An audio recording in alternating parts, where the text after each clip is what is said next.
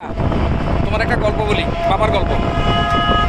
বাবা যখন তোমার মতো ছোট ছিলাম তখন আমার আম্মা আমাকে রিক্সায় করে আর একজনকে নিয়ে রেল লাইন, আমাদের যে শাসনগাছা রেল লাইন, এই রেল লাইনের এখান দিয়ে কোথায় জানি বেড়াইতে নিয়ে যাও, বুঝছো? তো আমি তো তোমার মতো এরকম দুষ্ট আছিলাম।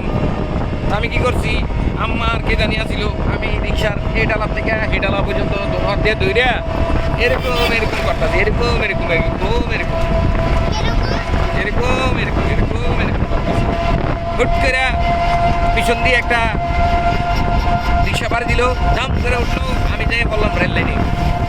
ওই আমি নাই ফোনে রেল লাইনে, বেড়াগিরি শেষ, কথা বুঝছো?